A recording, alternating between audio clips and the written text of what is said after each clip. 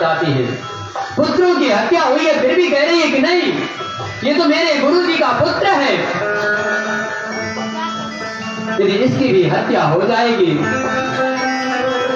तो जैसे मैं मां हूं, मैं आज जिस प्रकार से 5 पुत्रों की उस वेदना पर रो रही हूं, उसी प्रकार अश्वत्थामा भी मेरे गुरु पत्नी अर्थात द्रोणी की पत्नी गौतमी वो भी रोएंगी।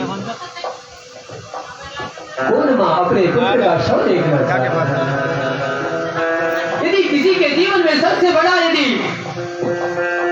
कोई कष्ट आया महाराज, हमारा तुम देख सकते हो फेसबुक पर जाकर, कोई भी माँ पिता हो फेसबुक पर देखो तो हमारा लाइन दिखा रहा है तुम्हारा, उसके जीवन में यदि सबसे बड़ा कष्ट है तो वह यही कष्ट है कि यदि किसी पिता के सामने यदि पुत्र की अर्जी उठ रही हो महाराज, ये कोई भी पिता सहन नहीं कर सकता है। कोई भी मां इस दृश्य को देखना नहीं चाहती। द्रौपदी ने तो भाव दिया महाराज, कहती थी मैं 5 पुत्रों की वेदना में रो रही हूं और अश्वत्थामा तो एक ही पुत्र है। यदि यह भी महाराज आएगा तो गुरु जी तो रहे नहीं, द्रोणाचार्य जी तो पहले जा चुके। बेचारी मां इसी के सहारे जी रही है। अपना मस्तक कोटि कोटि करके वो स्वयं का प्रयाण कर लेंगे, स्वयं को मृत्यु दे लेंगे। इसलिए नहीं मत मारो इसे। लेकिन महाराज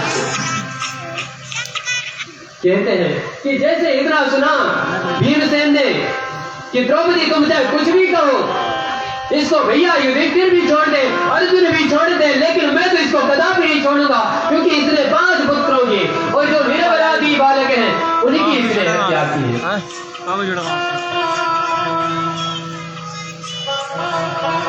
युधिष्ठिर जी ने रोका, भीम थोड़े रुके। अर्जुन कहते हैं कि हे प्रभु, अब तो हम दुविधा में फंस गए। भीमसेन के ये कह रहे कि मार दे, और भैया भाभी का तो यही है, क्षमा चाहूंगा, द्रौपदी और युधिष्ठिर भैया वो तो इसके विपक्ष में, वो नहीं मारना चाहते हैं। अर्जुन ने भगवान से निवेदन किया है, महाराज जैसे इतना उन्होंने निवेदन किया तो उन्होंने कहा अर्जुन, मैंने तुम्हें वहीं पर कहा था कि इसको मार दो, निरपराधी बालकों का ये हत्यारा है, तुमने माना नहीं। अब तो धर्मराज के सामने ये आ गया है, और धर्मराज के सामने यदि अधर्म हुआ तो वो धर्म कैसा है, वो धर्मराज कैसा रह जाएगा। यदि भैया के अस्तित्व पर किसी प्रकार की बात आ जाए तो भाई कैसा है महाराज। बड़ा सुंदर कृष्ण जी ने कहा है, और यही प्रसंग हमें राम जी पर भी देखने को मिलता है। आजकल तो महाराज बंटवारे कैसे होते हैं, भाई भाई को देखना नहीं चाहता है। और यहाँ पर कह रहे कि धर्मराज पर यदि किसी प्रकार का दाग लग गया तो समझ लीजिए बात ठीक होगी नहीं। एक छोटा सा दृष्टांत संत जी कहते हैं, महाराज 2 भाई हैं, आपस में उनका विवाद होता है, उनके पास बांटने के लिए कुछ नहीं है।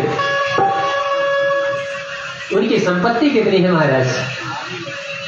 तो एक कंबल है उनके घर पर और एक भैंस है। अब बंटवारा करना है महाराज, इनका बंटवारा होता है महाराज।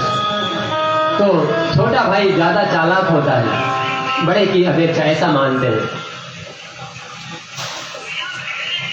तो छोटे ने कहा भैया ऐसा बंटवारा करते हैं कि भैंस का पीछे का भाग मेरा और आगे का भाग तुम्हारा। बड़ा भाई साहब ऐसा मानते हैं कि वो जिम्मेदारी समझते हैं, स्वीकार किया। कंबल है, कंबल का बंटवारा कैसे फाड़ते तो बात बनती नहीं। तो कंबल का बंटवारा हुआ कि भैया दिन में आप रखना और रात्रि में मुझे दे देना।